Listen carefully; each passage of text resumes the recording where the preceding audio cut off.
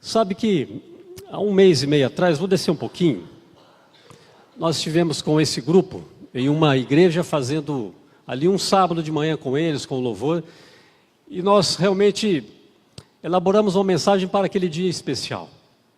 E hoje eu quero compartilhar essa mensagem de uma maneira mais encorpada com vocês, porque realmente é válido para todos nós o que nós leremos hoje. Abra sua Bíblia ou seu smartphone, fique à vontade, em Mateus capítulo 9, no versículo 9. 9:9. Como começa o seu texto aí? Quem partiu? Jesus partindo. A minha versão diz, partindo Jesus dali. Dali onde? Quando você lê o contexto dessa mensagem, você vai entender que Jesus, ele acabava de fazer uma cura. E ele fazendo esse milagre, ele saindo dali. Então vamos entender uma coisa na Bíblia. Cristo, Deus, ele não para. Ele está em constante movimento. Você percebe isso quando Jesus, o próprio Deus, desce e até essa terra. E agora, se tem um assunto que mexe no coração de Deus, é salvar pessoas. Jesus, ele parte dali, de onde ele estava. Mas ele estava fazendo o quê? Salvando pessoas. Quando você olha para a Bíblia, desde o Gênesis, do primeiro livro, você vai ver que Deus cria um casal. Agora, Deus olha para esse casal e coloca algumas atividades para eles. Adão, vai colocando nome na bicharada aí. Isso está em Gênesis 2. Adão e Eva tinham que fazer, porque Deus diz assim na Bíblia, olha que interessante isso. Deus plantou um jardim no Éden. Então Deus tem um capricho, ele plantou um jardim, formou um jardim e colocou o homem nesse jardim. Agora, para que você o cultive esse jardim. Porém, depois do pecado, quando você chega em Gênesis 6, você vê esse mesmo Deus dizendo assim, me arrependo de ter feito o ser humano na face da terra. Porém, ele acha quem? Noé. E agora você vê que Deus olha para Noé e diz para Noé assim, Noé, vou falar para você o que eu falei lá no começo para aquele jovem casal. Multiplicai, sede fecundos e encher a terra. Passou-se o tempo, os descendentes de Noé se perderam um pouco, então Deus tem que olhar para outra pessoa e agora ele enxerga Abraão. É interessante porque Deus fala assim para Abraão, Abraão, sai da tua terra, sai do meio da tua parentela e vai. Para onde? Passo a passo. Deus ia se revelando na vida de Abraão, momento após momento. Mas você percebe que Deus, ele escolhe, ele chama, e se eu fosse dar um nome para esse irmão, eu daria assim, seguir envolve agir. O que é um cristão? Já fez essa pergunta? Ele é um seguidor de Cristo. Ora, se eu sou um seguidor de Cristo, eu tenho que estar nessa minha rotina de buscar a Deus todos os dias. Por quê? Porque eu quero segui-lo naquilo que Ele coloca para mim. Cristão é todo aquele que leva Cristo na sua vida. Ele é um representante de Cristo onde quer que ele esteja. E é interessante que depois de Abraão, Deus vai olhando, a história bíblica vai mostrando na linha desse tempo, que depois de Abraão, Deus encontra outro homem, e dentro de milhões de hebreus, Deus escolhe um homem, Moisés. E ele chama Moisés. Agora ele diz, Moisés, vá até o Egito. Então Deus, depois de escolher Moisés, vem Josué, e você vai folheando as páginas da Bíblia, você chega no livro de Juízes, você vê Deus levantando Sansão, você vendo Sansão morrendo, você vê Jefté, você vê Débora, e você vê que Deus constantemente tem escolhido e visto pessoas. Eu já vou chegar em Mateus. Depois que você entende o livro de Juízes, você vê os profetas, você vê Deus chamando homens como Isaías, Jeremias, Ezequiel, Daniel, Amós, Miqueias, Obadias, Abacuque, que Deus vai chamando homens, dirigindo o povo, e Deus vai constantemente desafiando essas pessoas e motivando elas à pregação do Evangelho. Então eu tenho que começar a pensar, bom, se eu sou um seguidor de Cristo, olhando para todo esse contexto, o que eu devo fazer agora? Ficar parado, estático, orando, esperando Deus agir? Haverá um momento que nós devemos orar e esperar Deus agir.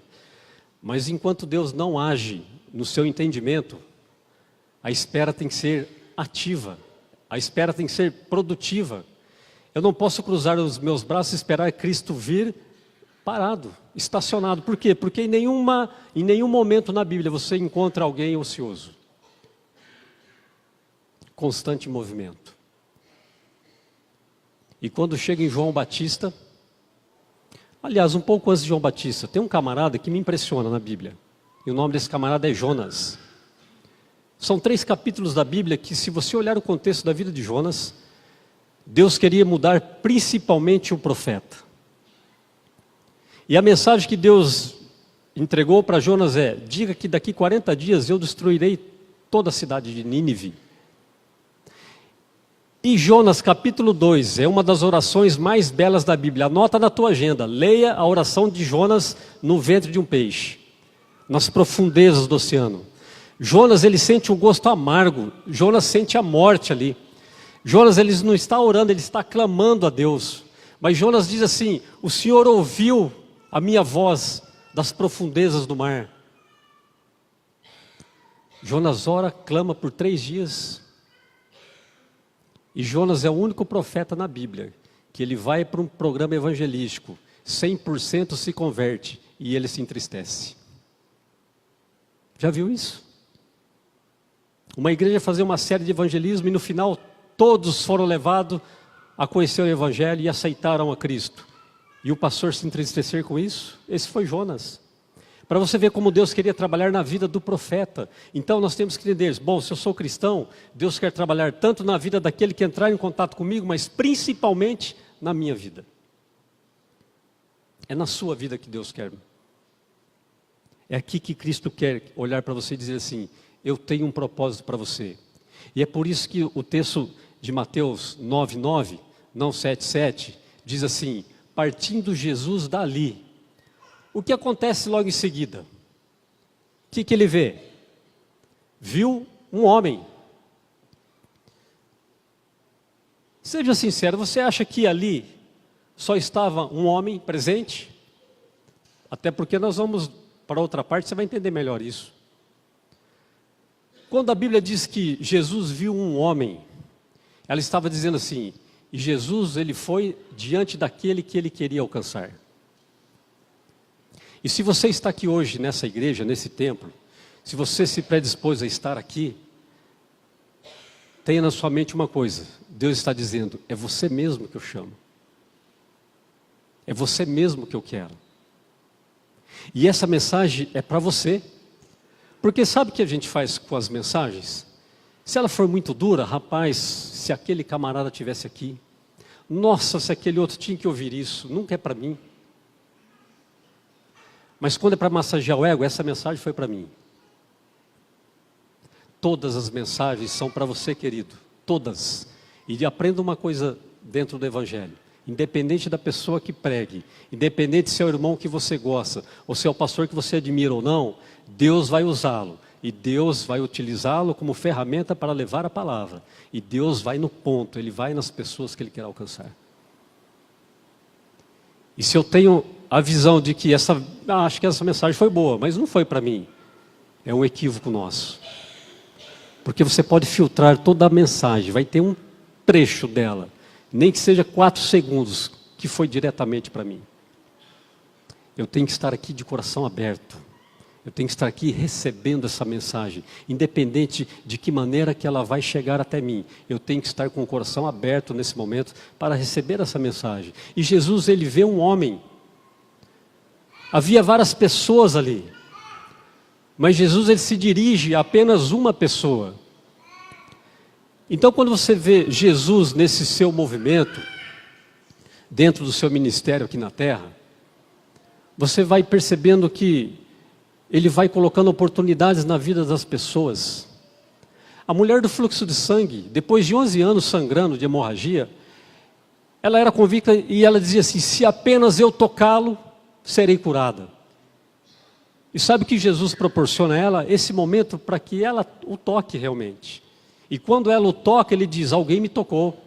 E aí os discípulos dizem: mas nessa multidão, todos te empurrando, o senhor vai dizer que alguém te tocou? Claro que alguém te tocou. Mas ele diz: mas alguém me tocou e de mim saiu poder. Foi diferente. E dentro de uma congregação, quantos têm buscado a Jesus? Quantos de nós saímos daqui com a ideia de que realmente nós tocamos a Jesus e dele saiu o poder? A minha fé tem que chegar nesse ponto. Ela tem que ser meu objetivo. Eu tenho que crer. Quando a Bíblia diz assim, tudo é possível ao que crê, é para aquele que crê mesmo, de verdade. É aquele que vem com o coração aberto e dizendo assim: Senhor Deus, faça a mudança. Eu estou aceitando a sua vontade na minha vida. E deixa Deus agir. Enquanto meu coração não for assim, vai ser difícil eu crer a ponto de receber tudo aquilo que eu creio. Essa fé tem que ser desenvolvida, e Jesus proporcionava isso na vida das pessoas. Ele ia alcançando pessoas onde ele queria influenciar em um meio, então ele vai e chega em um homem. E a Bíblia, o texto continua dizendo, chamado Mateus. Levi Mateus. O Evangelho de Lucas, o Evangelho de Marcos também traz o mesmo relato. E chama ele de Levi Mateus. Sabe que o nome na cultura hebraica e judaica, ela é mais do que um nome, do que uma identificação pessoal. Bom, meu nome é tal e as pessoas me identificam assim. Meu nome é Marcos e as pessoas me chamam de Marcos para saber quem é. O nome é muito mais do que isso nessa cultura. Você percebe quando Deus muda o nome de Jacó para Israel, por que é Israel agora? Porque ele lutou com Deus, esse era o significado do nome. Você vai vendo que o nome Daniel, Deus é o meu juiz. Você vai percebendo que os nomes das pessoas, ou ela era em relação ao seu ancestral, ou de um momento que marcou a sua vida. Quando você lê a história de Jabes, que é um versículo na Bíblia apenas, o seu nome era Jabes porque Jabes significava foi dado à luz com dor. Esse era o nome de Jabes. Então isso me diz que quando ele nasceu deve ter dado um trabalho tremendo para a mãe dele. Mas isso estava relacionado ao seu nome, identificava ele dessa maneira. Então quando a Bíblia diz assim, chamado Mateus, sabe o que Jesus está dizendo assim? Eu sei quem você é. Eu conheço a tua história. Eu sei que você é Mateus. Eu sei que você é o Norton, que você é o Cleiton. Eu sei que você é o Edgar. São poucas as pessoas que Deus chama pelo nome na Bíblia. Mas na maioria delas ele chama ela por 2 vezes. Samuel, Samuel. Moisés, Moisés. Quando Deus está dizendo assim, eu sei o seu nome, abra sua Bíblia em Isaías 43.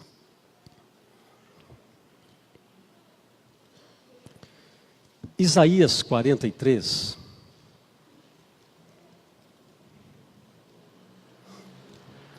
É uma das promessas mais belas da Bíblia. Porque é em Isaías 43, que a partir do versículo 1, Deus diz assim, mas agora sim diz o Senhor que te criou, ó Jacó, e que te formou, ó Israel, não temas porque eu sou contigo. E o que ele diz agora? Chamei-te pelo teu nome, tu és meu. E aí o texto continua dizendo, e quando você passar pelas águas, elas não vão te submergir, quando você passar pelo fogo, elas não arderão em ti, porque eu sou o Senhor teu Deus, o Deus de Israel, que dei povos pelo teu nome. E aí ele diz, não temas, pois eu estou contigo, porque eu te remi e eu te amo. Olha que palavra que saiu da boca de Deus. Eu sei o teu nome, eu te criei, eu te formei, eu te remi, e não temas porque eu estou contigo. Para mim não tem promessa mais completa do que essa de Isaías 43, na vida de um cristão. Nós temos que ter essa percepção de quem é Jesus na minha vida. Ele é o meu Criador, é Ele que me conhece, Ele que sabe das minhas aflições. Porque quando nós olhamos uns para os outros e sabemos os nomes de uns dos outros, isso não quer dizer que você sabe quem sou eu e a minha vida, e nem eu sei quem é você realmente, dentro do seu lar, no trabalho, numa faculdade. Só duas pessoas que conhecem você assim, você e Deus. E nessa noite, Deus olhando para cada um de vocês, Ele diz assim: eu sei bem quem é você, eu conheço o teu nome, eu sei porque você está aqui, eu sei porque todos os domingos você está aqui me buscando, eu entendo a sua aflição, eu sei a sua dor, eu sei que o momento agora é de perda, eu sei que você tem sofrido, mas eu sei das suas alegrias, eu sei também do que você tem passado, os momentos felizes da sua vida, eu sei, eu conheço. Mas Deus está falando assim: por eu conhecer, eu sou a melhor pessoa para cuidar disso para você. Nem você consegue cuidar de você. Deus está dizendo assim: sabe esse problema que você está aí de cabeça quente, que amanhã é segunda-feira? Deus está dizendo: eu conheço o teu nome, amigo. Eu sei do boleto de amanhã. Eu sei o teu desespero se a empresa está indo ruim. Eu sei que seu filho está dando problema dentro de casa. Eu conheço o teu esposo, eu sei da tua esposa. E Deus está dizendo assim: deixa eu cuidar disso para você. Teu coração está sangrando porque você ainda não confiou em mim a tal ponto de realmente deixar que eu dirija a sua vida. É isso que Jesus estava dizendo assim: eu encontrei um homem, mas esse homem chamava-se Mateus. E sabe quem era Mateus? Um publicano. E o que era um publicano? Ele era um cobrador de imposto. E cobradores de impostos naquela época, ele era muito mal visto pelos judeus. Por quê? Porque ele trabalhava para Roma. Roma já cobrava altas taxas. Olha, quando chegaram em Jesus e falaram: você viu o que César tem cobrado do povo? O que Jesus faz? Dá uma moeda aqui, tem César aí? Tem. Ele mostra, mas ele diz: olha, dá de César o que é de César. Dá de Deus o que é de Deus. Jesus estava dizendo: pague os impostos. Mas o que é de Deus, esse julgamento, deixa comigo. E nós sofremos um pouco por causa de governo aqui no Brasil, não é? E aí a Bíblia diz que toda a autoridade, ela foi colocada por Deus. Então, amigo, no dia do juízo, deixa para Ele. Continue pagando teus impostos. Mas um cobrador de impostos como Mateus era muito mal visto. O povo o odiava. Era como uma espécie de traidor. Traía sua própria nação, cobrava do povo, tirava dinheiro do povo, dava para Roma e ganhava em cima ainda. E alguns dos coletores extorquia mais ainda o povo. A história mostra, Flávio Josefo, algumas ocasiões onde esses cobradores chegavam, mandavam espalhar todo o que era de interesse deles no chão, e aí eles iam tirando aquilo que era bom para eles, e o resto eles deixavam. Pode continuar com o seu mercado aqui. Assim eram os coletores vistos. O texto ele vai continuar depois dizendo que, no Evangelho de Lucas, que quando Jesus entra na casa de Mateus para cear com ele, as pessoas ficaram estarrecidas. Como que Jesus senta com pecadores?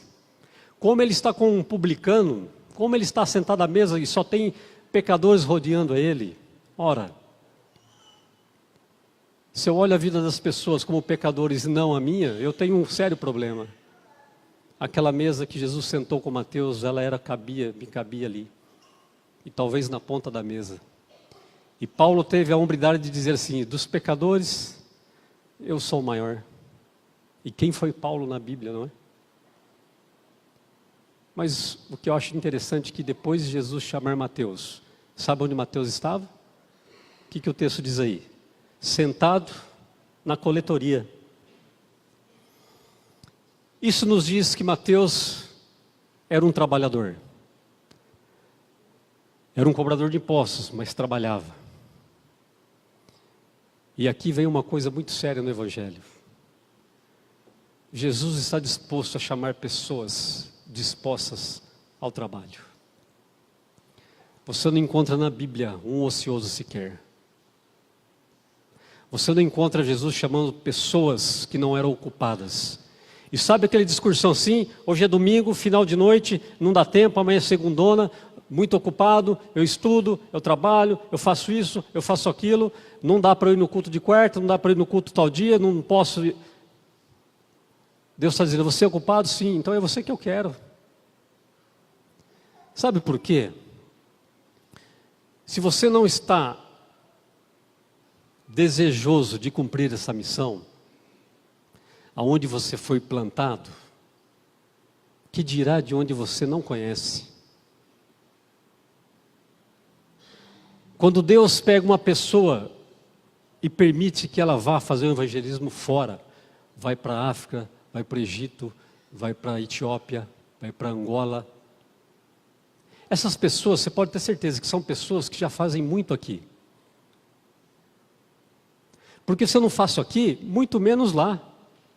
Porque alguns têm a visão assim, não, eu vou quando eu chegar lá, aí eu vou começar. Por enquanto eu vou descansar, vou ficar aí 60 dias descansando. Quando eu chegar lá na África eu vou trabalhar. Esquece. Deus quer pessoas comprometidas com o Evangelho. Deus quer pessoas que trabalham, estão dispostas a trabalhar pelo Evangelho. Não que você tenha que ser pastor, ou obreiro bíblico, ou qualquer outra função dentro da igreja. Mas alguns vão dizer, até porque o Espírito Santo ele dá dons variados e conforme ele quer, conforme lhe apraz, assim diz a Bíblia. Mas o que ele diz? Bom, você sabe pregar? Não, não sei. Você canta? Também não canto. Você pode ser diácono? Olha, eu não sei trabalhar muito com pessoas. Recepção? Também não. Consegue entregar um folheto? Pôr na caixinha de correio? Consigo. Pronto. Você é útil para o Evangelho. Não consigo pôr na caixinha de correio uma correspondência. Você consegue pegar teu carro e levar 4 para fazer isso? Consigo. Pronto, você é o motorista.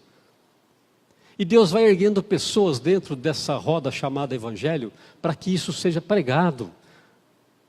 Por que você acha que Deus escolhe um povo, depois esse povo se torna as 12 tribos de Israel, depois ficam 2, Benjamim e Judá, depois se transforma no povo judeu, o povo ali que Deus ainda levava debaixo das suas asas. Quando chega em Atos 7, é o prazo final, até porque a profecia das 70 semanas de Daniel encerrava-se ali. Então Estevão, o último profeta a pregar contra os judeus, ele é apedrejado. E o que Deus faz? Eu vou ter que levantar outro homem, levanta Saulo, mudado seu nome para Paulo. Bom, se o povo de Deus não quer fazer, eu preciso arrumar outras pessoas, eu preciso de ovelhas desse rebanho. E a Bíblia, ela diz assim, que um dia esse rebanho terão o quê? Um só pastor. E eles serão um só rebanho. Deus tem pessoas em todos os lugares. Estar aqui dentro não é garantia também de ser chamado de povo de Deus. Entenda o que eu estou dizendo. Porque eu posso estar aqui dentro, mas ocioso. Eu posso estar aqui dentro, apenas sentado. E Jesus, ele não quer pessoas que ficam sentadas apenas. Quando a Bíblia diz que o Evangelho tem que ser pregado a todo mundo, e então virá o fim, vamos fazer uma pergunta, um exercício aí, você aí. Eu vou fazer junto, tá? Onde você mora? Bom, se é prédio, pensa no prédio, vertical. Se você mora em casa, pense na sua quadra ali. O vizinho de trás, o da frente, os dois do lado esquerdo, do lado direito, você já falou de Deus para elas? Então essa é uma matemática para a gente entender quando Jesus vai voltar, se realmente depender da minha pregação do Evangelho. Já falei para as 4, já. Então vamos ampliar? 2 casinhas para cá, 2 para lá, 2 para lá, 2 para cá, um andarzinho para cima, um andarzinho para baixo. Como é que está isso aí? Então o chamado, quando ele é aceito, ele envolve o agir de alguma maneira. Mas dentro daquilo que Deus olha e fala, bom, você é bom nisso, é dentro disso que você tem que trabalhar. Não adianta eu querer pregar se eu não falo bem, não adianta eu querer cantar se eu não canto bem. Não adianta eu ficar na recepção se eu não recepciono bem as pessoas. Mas não adianta eu visitar pessoas enfermos se eu vou levar uma depressão para o camarada lá. Tem pessoas que são preparadas para entrar no hospital, entender o contexto e sabe falar e Deus capacita, é uma bênção. E eu confesso que eu tenho um pouco dessa dificuldade de olhar para os enfermos ali sofrendo e falar alguma palavra ali. É difícil. Por quê? Porque os dons Deus dá. E Deus quer usar dentro daquilo que você pode ser útil para a pregação do Evangelho. Há uma frase de Cristo. Ele sai dali, ele encontra um homem, esse homem estava na coletoria, seu nome era Mateus, só que agora ele diz: vem e segue-me.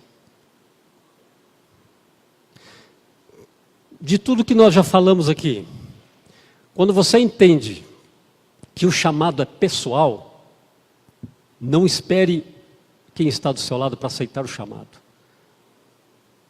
Porque Jesus ele vai no ponto, é você que eu quero. É você, Levi Mateus, cobrador de imposto, trabalhador, está aí, é você que eu quero. E Jesus olha para ele e diz: segue-me. Eu não sei em que momento da sua vida Deus disse isso para você. Mas de alguma maneira você está aqui hoje. Isso nos diz que, de certa forma, você já aceitou esse chamado. Mas sabe o que me impressiona nesse texto? É que ele se levanta e faz o que, Levi Mateus? E o segue. Ele não quis saber do salário. Ele não quis saber da proposta do contrato. Tá, mas o que eu vou ganhar com isso? Como que vai ser? Como é que é essa coisa de segui-lo? Agora é impressionante esse poder de Jesus, porque, pensa bem, alguém chegar até você e dizer assim, ó, deixa tudo aí e me segue. É impressionante a capacidade de Jesus olhar nos olhos das pessoas e ela enxergar em Cristo. Ele enxergava nele mesmo miserável diante de Jesus. Ele olhava naquele olhar, e é interessante que quando Pedro trai a Cristo, a Bíblia diz que quando ele olhou para Jesus, ele chorou amargamente. Ele se sentiu pequeno demais por ter traído o Mestre. E quanto mais próximo de Deus, menor eu fico. Mais dependente eu sou dele. Quanto mais eu busco a Deus, mais ele me mostra que sem ele, e realmente essa frase, sem mim nada podeis fazer. E na Bíblia nada é nada. Não é negociável. Sem mim nada podeis fazer. Então se Jesus olha para mim, ele me chama pelo meu nome, e ele vê que eu estou disposto a trabalhar, ele diz, vem e me segue, o que eu tenho que fazer agora? Eu tenho que agir em prol disso. Mas o que vai envolver isso? Vai envolver renúncias. Vai envolver sim, talvez você sacrificar um futebolzinho um dia da semana aí para estudar a Bíblia. Vai envolver sim um lazer teu para estudar a Bíblia. E sabe, irmãos, nós começamos o sermão dessa noite com uma triste notícia. E eu quero usar isso para que você reflita. Se até hoje eu não assumi de verdade no meu coração seguir a Jesus, e se essa hora que chegou para o nosso irmão chegar até mim hoje, de que maneira eu estou?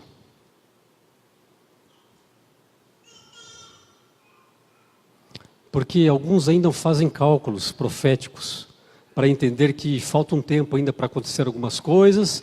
Aí lá, quando estiver chegando aí perto de alguma coisa, aí eu mudo. Dará tempo? Então está muito fácil para você que está aqui hoje à noite, porque você já entendeu que Deus olhou, Ele te escolheu e é você mesmo que Ele quer. Ele diz, é você sim, Horst, é você, foi você que eu chamei, é por isso que você está aqui. Sei quem você é da sua vida, conheço teus problemas, conheço tuas alegrias, conheço tua família. E agora eu te chamei, você veio e você está aqui. Agora me segue. É quase que um clamor da parte de Deus, dizer assim, amigo, eu quero te salvar. E eu já fiz, já paguei tudo, está salvo você. Agora se mantenha salvo, pelo amor de Deus. Jesus está dizendo assim, amigo, venha comigo, que eu tenho muito para você. E além do mais, você vai ajudar a salvar outros. Isso também é muito importante. A salvação é pessoal e intransferível, isso é fato. Mas você pode muito influenciar na vida das pessoas, com o testemunho da sua vida, com a sua experiência, de vir até aqui, contar para a igreja as bênçãos que tem sido a sua vida, de mostrar as mudanças de uma vida no Evangelho. Agora, isso não é Evangelho da prosperidade. Não está certo que você vai seguir a Jesus, a sua doença vai ser curada. Não é porque você vai seguir a Jesus que os problemas cessarão. A Bíblia jamais disse isso, até pelo contrário, Jesus diz que nesse mundo vós tereis aflições, porém eu venci o mundo. Então vem até mim, sobrecarregados. E ele diz, o meu fardo é leve, meu jugo é suave. Nós temos que iniciar a semana pensando nessas palavras. Se um dia Jesus saiu de algum lugar, e Ele enxergou você, e Ele te escolheu, se mantenha nesse caminho. Talvez você pense, mas olha, eu tenho vacilado um pouco nesse caminho, e eu tenho vacilado em muitos pontos da minha vida ainda. Mas é certo que esse mesmo Jesus que chamou Levi Mateus, ele voltará um dia, é a sua maior promessa. Até que se ele não fizesse essa promessa, eu ia dizer assim, irmãos, não tem promessa nenhuma depois dessa vida. Você pode ir para casa tranquilo, porque não há promessa alguma. Mas ele diz, ó, eu voltarei, eu virei outra vez, e eu quero te buscar um dia aqui, Mateus. Se prepara para esse dia. Quantos são casados aqui? Casados. Lembra da preparação que você teve para esse dia? Você lembra o quanto você pensou, o quanto você trabalhou, o quanto você economizou, o quanto você fez cálculos e agora, para chegar o dia do seu casamento? Se você ainda não é casado, tem um parceirinho aí, não é bom encontrá-lo? Não é gostoso saber que ele vai estar aqui? Se eu moro fora, vou visitá-lo. Mas essa saudade nós temos que ter de Deus. Ter saudade de estar com Ele. E alguns chegam a dizer assim, puxa vida, esse mundo aqui, não vejo a hora de ir embora daqui. E isso é uma realidade na vida de muitas pessoas. Porque tudo isso aqui cansa. E tudo isso aqui é passageiro. Você tem consumido as suas energias em algo que não vai valer a pena. Trabalhe, tenha os seus sonhos, realize, estude, faça tudo. Mas não ache que isso vai ser o clímax da sua vida. Porque quando você estiver lá em cima, vai fazer uma curva e vai começar a descer. Esse prazer é temporário. Vai chegar um momento que você vai falar assim, mas eu fiz tudo isso para receber apenas isso? As coisas do mundo, a Bíblia diz que tudo no mundo passa. Aí Deus diz, mas as minhas palavras jamais passarão, jamais. E assim como nada é nada, jamais é jamais, você tem que entender isso. Eu tenho que estar preparado para a volta desse Messias.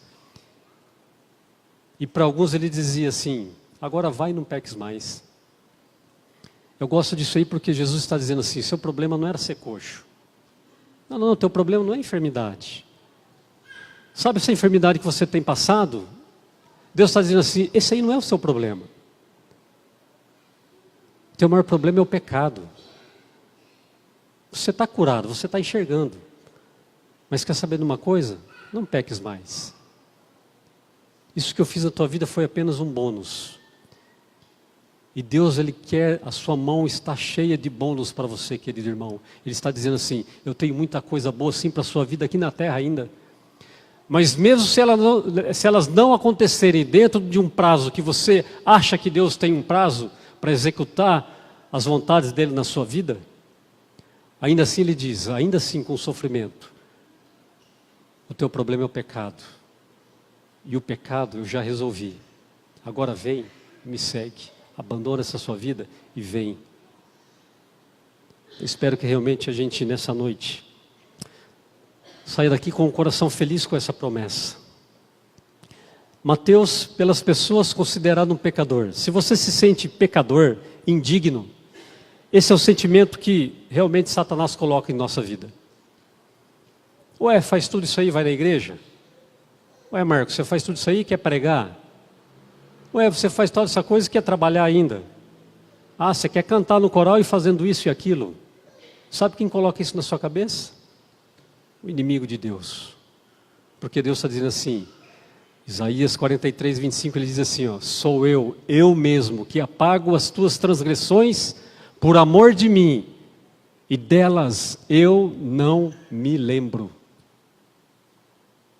Deus está dizendo, se você me ama por amor de mim, você está perdoado, e eu apago as suas transgressões, e eu jamais vou lembrar dos seus pecados. Então venha, vá até Jesus da maneira que você está, mas não permaneça da maneira que você está.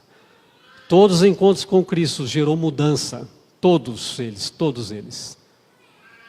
Eu espero que essa semana seja uma semana de mudança para a minha vida e para a tua vida. É o nosso desejo, a nossa oração nessa noite. Amém. Coloque-se em pé, nós vamos orar. Se você tem algo especial, peça para Deus esse momento. Coloque nas mãos de Deus esse momento. Querido Deus, obrigado, Senhor, por essa noite estarmos aqui congregados juntos. Aqui está, Senhor Deus, tua igreja diante de ti. Nesse momento, Senhor Deus, estamos em pé diante da tua presença. Nós clamamos, Senhor Deus, para que o Senhor enxergue aqui corações realmente dispostos a mudar. Coração, Senhor Deus, que se já foram transformados, são corações que estão dispostos a manter-se transformados. Mas também, Senhor Deus, tem aqueles corações que estão um pouco entristecidos. Corações, Senhor Deus, que talvez tenham passado por algumas dificuldades e está tendo, Senhor Deus, uma visão turva do que é realmente uma vida com Deus. Se mostra a Ele segundo a tua vontade. Aceite, Senhor Deus, o nosso clamor nessa noite, pelo perdão dos nossos pecados. Um dia o Senhor escolheu esse povo. O Senhor olhou para cada pessoa que aqui está e o Senhor as trouxe até aqui. Faça ela sair daqui hoje, Senhor Deus, com o sentimento que o Senhor realmente a aceitou, anulou os seus pecados, que ela saia daqui hoje, Senhor Deus, sem um fardo, e que feliz, Senhor Deus, e que possa ser proclamadores do Evangelho. Nos dê uma ótima semana na tua companhia. Mais uma vez pedimos, Senhor Deus, por essa família enlutada, que o Senhor esteja com essa família nesse momento tão difícil. Abençoe a tua igreja, nos abençoe e nos guarde em nome de Jesus. Amém. Amém.